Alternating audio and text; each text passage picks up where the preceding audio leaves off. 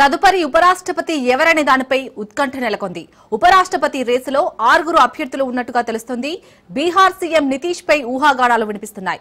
Rajya Sabha deputy chairman Harivansh Narayan Singh తెరపైకి Bihar governor Arif Mohammed Khan, Delhi AG వీకే Saxena, Jammu Kashmir LG Manoj Sinha రేసులో ఉన్నారు. అయితే ఢిల్లీలో మాత్రం శశి థరూర్ పేరు చక్కర్లు కొడుతుందట. బీజేపీ పరిశీలనలో సీఎం, గవర్నర్లు, ఎంపీలు ఉన్నారు. అటు బీజేపీ సీనియర్ నేతకే ఉపరాష్ట్రపతి పదవి దక్కుతుందని పలువురి పేర్లు ప్రచారం కావడంతో బీజేపీ వర్గాలు స్పష్టంగా చెబుతున్నాయి. జేడీయూతో ఎలాంటి చర్చలు జరగలేదని వెల్లడించినట్టుగా తెలుస్తుంది. మొత్తానికి భారత ఉపరాష్ట్రపతి ఎవరు కాబోతున్నారనేది ఆసక్తిగా మారింది.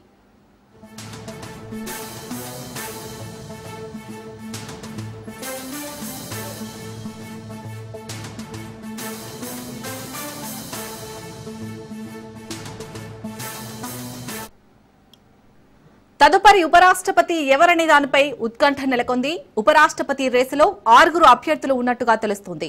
బీహార్ సీఎం నితీష్ పై ఊహాగానాలు వినిపిస్తున్నాయి. రాజ్యసభ డిప్యూటీ చైర్మన్ హరివంశ్ నారాయణ్ సింగ్ తెరపైకి బీహార్ గవర్నర్ ఆరిఫ్ మహమ్మద్ ఖాన్, ఢిల్లీ ఏజీ వీకే సక్సేనా, జమ్మూ కాశ్మీర్ ఎల్జీ మనోజ్ సిన్హా రేసులో ఉన్నారు. అయితే ఢిల్లీలో మాత్రం శశి థరూర్ పేరు చక్కర్లు కొడుతుందట. బీజేపీ పరిశీలనలో సీఎం, గవర్నర్లు, ఎంపీలు ఉన్నారు. అటు బీజేపీ సీనియర్ నేతకే ఉపరాష్ట్రపతి పదవి దక్కుతుందని పలువురి పేర్లు ప్రచారం కావడంతో బీజేపీ వర్గాలు స్పష్టంగా చెబుతున్నాయి. జేడీయూతో ఎలాంటి చర్చలు జరగలేదని వెల్లడించినట్లుగా తెలుస్తోంది. మొత్తానికి భారత ఉపరాష్ట్రపతి ఎవరు కాబోతున్నారనేది ఆసక్తిగా మారింది.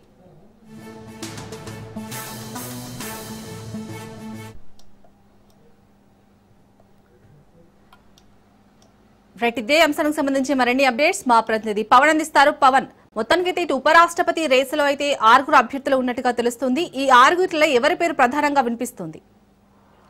ఉపరాష్ట్రపతి ధన్ఖడ్ యొక్క రాజీనామా తర్వాత 6 పేర్లు కూడా పూర్తిగా తెరపైకి వస్తున్నాయి. ముఖ్యంగా చూస్తే ఉపరాష్ట్రపతి రేసులో 6 అభ్యర్థులు, ముఖ్యంగా బీహార్ సీఎం నితీష్ పైన కూడా కొంత ప్రచారం కూడా కొనసాగుతుంది. ఉపరాష్ట్రపతి దానికోసం సంబంధించి అతను కూడా రేస్లో ఉన్నట్లుగా తెలుస్తుంది. మరోవైపు చూస్తే మాత్రము ఈ యొక్క రాజ్యసభ డిప్యూటీ చైర్మన్ హరివంశ్ నారాయణ్ సింగ్ కూడా యొక్క పేరు కూడా వినిపిస్తుంది. మరోవైపు తెరపైకి బీహార్ గవర్నర్ ఆరిఫ్ ఖాన్ సంబంధించిన పేరు కూడా వినిపిస్తుంది. వీరంతా కూడా ఇప్పటికే ఢిల్లీకి పలుసార్లు చెక్కలు కూడా కొట్టిన పరిస్థితి కూడా చూస్తున్నాము.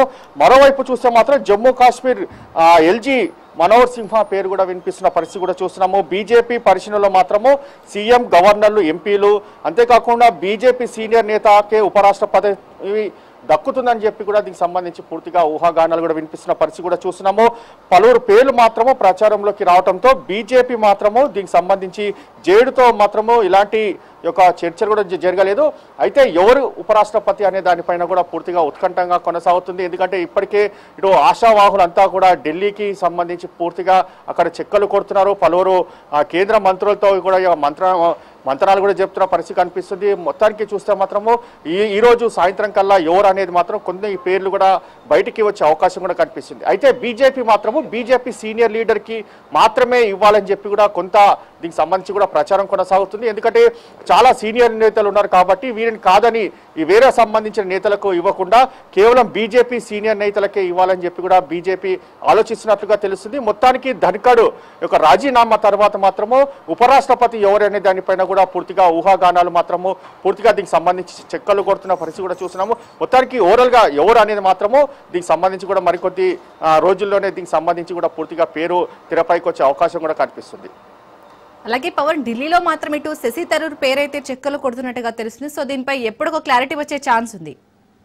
అయితే శశి థరూర్ కూడా దీనికి సంబంధించి ఉపరాష్ట్రపతికి కూడా పూర్తిగా ఇప్పటికే బీజేపీతో కొంత మంతనాలు జరుపుతున్నట్లు కూడా ఊహాగానాలు వినిపిస్తున్నాయి. ఎందుకంటే గత కొన్ని రోజుల నుంచి కూడా కాంగ్రెస్ పైనే పూర్తిగా దీనికి సంబంధించి కొన్ని ఆరోపణలు చేయడము, ఇటు బీజేపీకి టచ్లోకి వెళ్ళడము. ఎందుకంటే ఉపరాష్ట్రపతి సంబంధించిన విషయంలో శశి థరూర్ కూడా పూర్తిగా అతను కూడా తన శ్రాయశక్తుల ప్రయత్నాలు చేసినట్లుగా తెలుస్తుంది. ఇప్పటికే కొంతమందిని కలిసి ఉపరాష్ట్రపతి పదవికి తనకు ఇవ్వాలని చెప్పి కూడా దీనికి సంబంధించి కొంత సమాచారం కూడా ఉంది. ఎందుకంటే తనకు కాంగ్రెస్ పార్టీలో చాలా సీనియర్ లీడర్ని, కానీ కాంగ్రెస్ పార్టీ సంబంధించి పూర్తిగా పార్టీ పైన ఆరోపణలు చేయడము, శశి థరూర్ మాత్రము బీజేపీకి సంబంధించి ఉపరాష్ట్రపతికి తను పూర్తిగా మొగ్గు చూపడం పైన కూడా దీనికి సంబంధించి మాత్రము శశి థరూర్ కూడా ఆశావాహంగా దీనికి సంబంధించి మనకు తెలుస్తుంది. మరోవైపు బీజేపీ మాత్రము బీజేపీ సీనియర్ లీడర్కే మాత్రమే ఇవ్వాలి అనేది మాత్రము పూర్తిగా దీనిపైన దృష్టి కొనసాగించినట్లుగా తెలుస్తుంది.